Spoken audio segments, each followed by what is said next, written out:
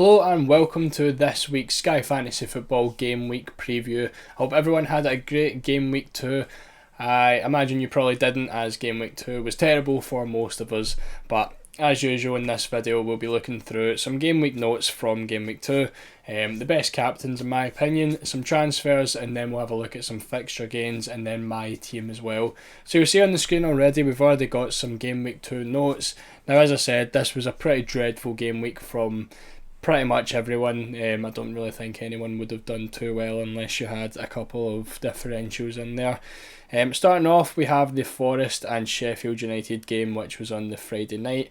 Obviously was a single game day, and unfortunately Awoniyi ended up scoring. Surprise, surprise, the best Nottingham Forest asset scores a goal. Unfortunately none of us probably have him because he was out with injury, or at least he was out with injury before the season started.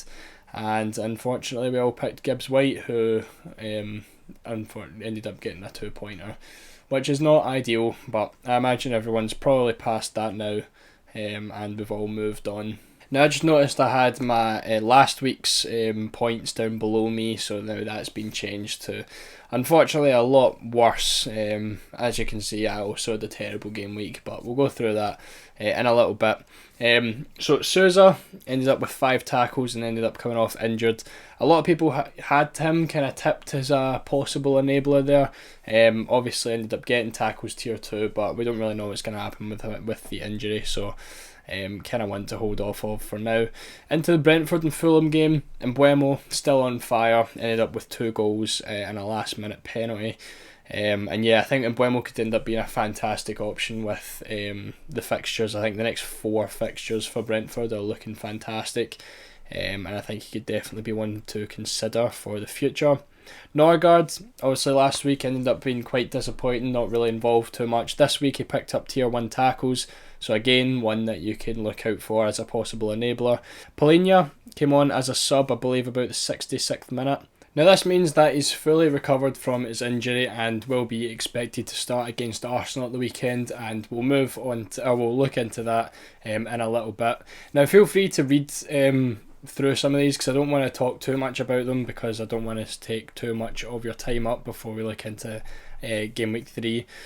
Obviously when we look at the Brighton game, Stupinan looked fantastic again. Unfortunately got no bonus this week, but last week he ended up getting shots and passes, I believe it was. So again, he could be very good for bonus. And as good as he looks, it's going to be a hard one because it depends if you're going to want the double Brighton defence. Obviously Brighton's fixtures are getting a little bit more difficult now, and most of us already have Dunk. So going for the double Brighton defence could be a bit of an issue. But again, he's definitely one to watch out for. Gilmore as well ended up starting his first game of the season and getting tier 2 passes and tier 1 tackles. Again, if he ends up starting most games, he could be a very good enabler. And Alexander-Arnold as well was the only Liverpool defender not to get past tier. I think they all just got past tier 1. But yeah, I think Trent's definitely not looking as great as we would have expected at the start. And I think if you've got him, I'd definitely try to get him out as soon as possible. It's probably one to wait until Liverpool pick up a bit of form before we look at him. Diaz as well is actually scoring the goals instead of Salah, so again could be one to look at. Obviously Salah scored, but that was a rebound from a missed penalty. So again, Salah not really looking great on the penalties. And again, I've got right down the bottom, possibly could lose them to McAllister. Obviously McAllister gets sent off, so not going to be in the next few games, but it's one to look out for in the future. I think if that was to happen, I wouldn't be too surprised with it. Looking into the Spurs United game again, Bissouma looked fantastic again this week, getting tier 2 tackles, and I believe he got about 50 passes, so he just missed out in the pass tier, which again I think against United's actually like okay.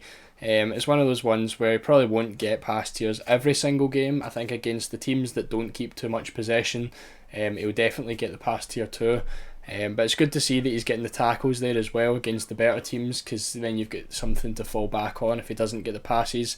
Sarr obviously scored, but you can't guarantee his position in the team, so I think he's about 6.5 million. But again, it's probably one that you cannot just jump on because he's played and scored, because he could easily just get benched again for the next game. Richarlison, non-existent. didn't really have a great game, but it's been said that they're working on it in training, so I think Richarlison's probably going to keep his place in that team. So I think if you've got him, again, I wouldn't rush to get him out. I don't think it's really needed to make that transfer yet. Maddison, again, probably still the best Spurs player, but left the stadium on crutches, so we're going to have to see what happens with that injury. We can just wait until Postecoglou's press conference for that one. Martinez, most of us got him out on Sunday. But again, it's hard to see anything. We're all expecting some clean sheets and at least passing from Martinez, and it's not really happened.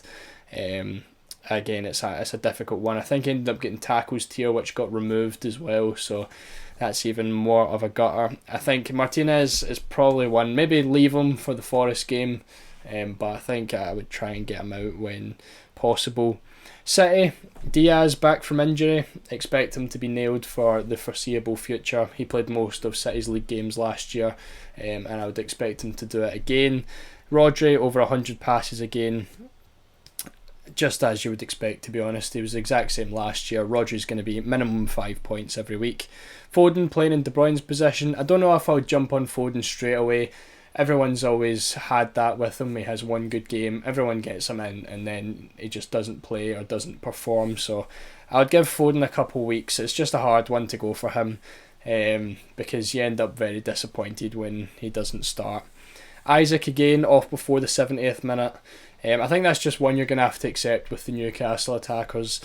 This is before Champions League's even started. I think Champions League starts in game week 5, so you don't know what the rotation's going to be like then. It's probably going to be the same or even worse, but I think if you're going for Isaac, you've got to just expect that he's not going to play more than 70 minutes. Looking into the Villa game, Watkins obviously off penalties, which was quite disappointing for us who captained him. Has been replaced by Douglas Luiz. Again, quite disappointing to see that, but again, Watkins has Burnley this week, and then we can look in a couple of weeks to get off of him. Diaby, very unlucky not to return. Pau Torres getting tier 2 passes. Kamara, again, nowhere near the bonus. I think as an enabler, he's just not really there. We've seen it last season. He just wasn't that great, and I said it before the season started that I didn't think Kamara would be fantastic, and he has proved that. I think for 6.8 you're better just upgrading to a Bissouma, and then just leaving him. With the Chelsea game against West Ham away, obviously it was quite disappointing from a Chelsea perspective. Most of us jumped on a lot of their players and none of them really returned at all. Enzo, obviously, we got a good surprise with him being on penalties, and then he went and missed it. So we still don't know who Chelsea's main penalty taker is going to be, because that could easily just change the penalty taker once again. So still up in the air with who's going to be on the Chelsea penalties. Chilwell subbed after 60 minutes. I'm not really sure why, to be honest. It was a very surprising one. But yeah, I think for Luton, he's probably got the best fixture in the game, so I wouldn't be worrying too much about that. Colwill missing out on passing. Again, kind of playing as the left back position while Chilwell pushes up the park. I believe Thiago Silva and Disasi ended up getting like 99 and 96 passes. So Colwell's definitely not going to be one of those who you can rely on past tier 4. Unfortunately, I think it's been two pointers from him since the start of the season. So again, I said I wanted to get out of him in game week 3 if I did start with him. I did recommend not to just start with him at all, and I kind of wish I took my own advice and didn't, but I will be looking to possibly get him out in the near future. Finally, we've got the Arsenal game from last night. Nketiah ended up winning a penalty for Arsenal, and then Odegaard took it.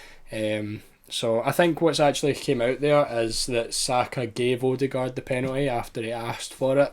So again, we still really don't know if Saka's going to end up staying on the penalties. But yeah, I think Odegaard said something about having a 100% record in pre-season. So he just asked if he could have the penalty, and Saka gave him it. I think Arteta said he was quite surprised by it as well. So Saka's still technically the team's penalty taker, but Odegaard could end up just taking the rest of them. So again, it's still a difficult one, but we'll just have to wait and see with that. Saliba missing out on passes. Last night he ended up getting the passes. I think Opta found 2 extra passes for him, and then as of recording this, the passes has been taken away again. So looks like Saliba will just be missing out on the past tiers this week. So taking a look into some captaincies then, we've obviously got the Chelsea-Luton single game day on Friday. Now I've went for Chilwell. I rely on him still to be the best captaincy there. I think his attacking threat's fantastic, and I would really expect a clean sheet from Chelsea this week, giving him those extra points. So Chilwell for the attacking and defensive capabilities. Second, I've went for Jackson purely because he has those attacking capabilities. I think if there's any game for him to get off and running in the Premier League, it is this one. So I've got him as the number 2 captaincy. Again, I went for Chilwell purely because you can get those extra clean sheets as well. Now I've stuck Thiago Silva in number 3. I know he was... a few people transferred him in last week instead of the likes of Chilwell. Obviously, Thiago Silva's guaranteed the passing, which means as a captain you're guaranteed 10 points from him. And as I say, I would expect Chelsea to keep a clean sheet against Luton, which could end up giving you like a 15 plus pointer from Thiago Silva's captaincy with the pass tier 2 and the clean sheet. So I've stuck him in 3 over everyone else. For Saturday, now this is a very tough one. This is going to be one of those difficult captaincies. I've went for Rashford in number 1. Now obviously he plays Nottingham Forest at home. Saka plays Fulham at home as well. That'll be the big toss up for which player to go captaincy. I think now I would be very, very tempted by Saka as well, and I possibly will go with him. But as I said earlier, João Palhinha is expected to start, and he is essential when it comes to Fulham's defensive capabilities. Obviously right now Fulham are, I believe, highest for expected goals conceded so far at the start of the season, but as I say, with Palhinha back in the squad, possibly they could look a bit more solid. Obviously Tim Ream got a red card as well, which means he won't be in the squad, which further makes Saka look like a better option. But as I say, Palhinha should be back, and I think Fulham might look a bit more solid. So I went for Rashford in the number 1 spot. Again, the form's poor, but you're not going to get much better games than Nottingham Forest at home to turn that around and get a few goals in. So I think for us who own Rashford, we're due something from him. And yeah, I believe he, on paper, will be the better captaincy. In third, I've went for a bit of a differential. I've went for Mbeumo against Crystal Palace at home. Obviously, we know how good he has been since the start of the season. I think at 8.3 million, as I say, could be great to transfer in this week. We'll look forward to that in the transfers in a little bit. But yeah, as I say, I think Mbeumo could do great against Palace at home. Looking at the rest of the fixtures, there wasn't really anyone that stood out. So again, I went for Mbeumo because I think he could be interesting. For Sunday, I was actually tempted just to have the gold medal there and just write Haaland, because if you don't captain Haaland, I think it's just a bit silly. Second, I went for Watkins. Again, I wouldn't be captaining Watkins because Haaland's there. Third, I went for Diaz. I just thought they were decent options, but as I say, everyone's going to be captaining Haaland that day, so there's really nothing else to say about those. So looking into my transfers for this week, some transfers that I think could be good. We've got Saka, Rashford and Colwill out for pretty much just Man City guys. Obviously we're looking for an extra fixture, which means we need to go for someone who plays on Sunday in terms of getting Saka and Rashford out. Now I think when you're looking at the City guys, obviously Haaland, everyone's already got him, so I've not put him in this list. I think Haaland, Diaz and Rodri are probably the 3 players that I would have for these upcoming games. Other than that, you've obviously got the Foden and Alvarez, kind of more punt options. Alvarez is 8.6 million in the striker spot. The reason I've got him there is because I don't think anyone has 3 strikers right now. I think for 8.6 million he could be good, and he looks fairly set in that Man City team right now. Obviously it's one of those ones where he could just get rotated and it could be quite disappointing, but he is there just in case. But for me, I think Haaland, Diaz, Rodri are the 3 I would go for, and probably I would just stick with those 3. There's maybe a shout for Ederson in there as well if you're looking to get rid of your goalkeeper. Other than that, I think everyone's fairly rotation prone. But as I say, Saka and Rashford out. I'll go into that more when we look at the fixture gains and stuff in a minute. I've also threw Colwell down at the bottom. I think now's a pretty good chance to get off of him. And I went for Embuemo as who I think is the best option. Obviously, Colwell plays on Friday, so you've got any chance or any option to bring in on Saturday or Sunday. And I think if you've got enough, if the formation kind of allows it, I think if you 0.8 million in the bank, I would probably look at getting Embuemo in midfield. I think he's not really much of a Sky asset, he's more of like an FPL player, but I think the form he's in right now, it's going to be very hard to just ignore him. As I say, 8.3 million, I think if you're looking to get off Colwell, now could be the best chance to do so. So taking a look into some of our fixture gains for this week, I don't think there's really too much to have a look at, but I thought I'd have a look anyways and let you see what kind of fixtures you can look at. In terms of getting Chelsea players out, there's not really too many options. Obviously, Chelsea's fixtures are great right now, so I don't really think there's any reason to take them out. But after the Luton game, there's obviously a couple teams, and they literally just have one, maybe a 2-0 with West Ham, including the captaincy. You could possibly look at, but then you'd be looking at getting the Chelsea player back in anyways. So I don't really think that would be worth it. In terms of the games after Saturday, now obviously I'm looking at getting Saka out, so this would be looking here with, as I say, a Man City player. So you're looking at a 2-0 there with Sheffield and Fulham for Man City, where Arsenal play no games. Then they have United, which is obviously a difficult game, and then they have Everton, where you're getting the third game from West Ham with Man City. I think for Arsenal, the fixtures do just get a little bit more difficult, with United, then Spurs, then City, then Chelsea.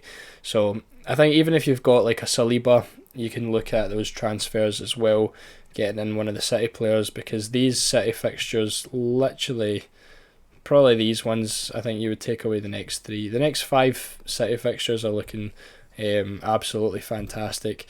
In terms of getting Rashford out as well, it's kind of the same idea.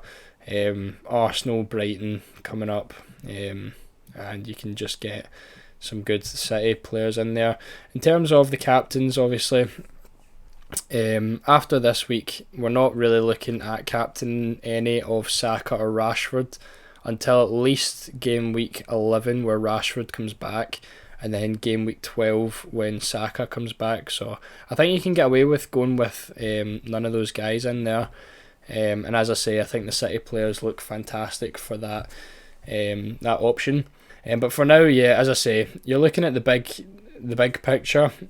Arsenal have 2 games, which would be United and Everton, in the time that City have 4, and that is 4 of the fantastic fixtures there. So I think, if anything, if you're going to say, would you take out Rashford or Saka?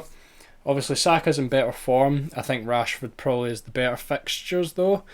It's really a toss-up. I think it's just going to be who you prefer, because I don't think you're going to be captaining them anytime soon. Now it looks like none of them have the penalties anyway, so they both are just looking as bad as each other right now. Obviously, Saka scored last week though, so it's hard to just say now that he's on penalties he's now a terrible player to have. Debatably, you could say Odegaard's better because of the tiers, but then Saka also got tackle tiers last week as well.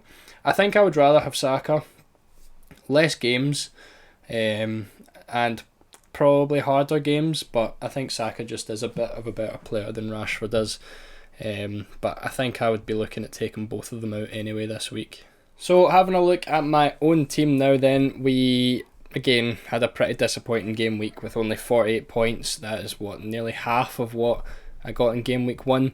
Sitting 97,000th in the world isn't ideal, but again, it's only game week 2, there's nothing really to worry about. I made 2 transfers this week.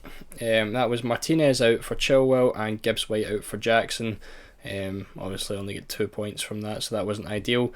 But yeah, this week I believe I'll be doing 2 more transfers, which will take me up to 4 made in total, and that will be Saka and Rashford out, and I'm going to go for Diaz and Rodri, purely, as I say, for those Man City fixtures.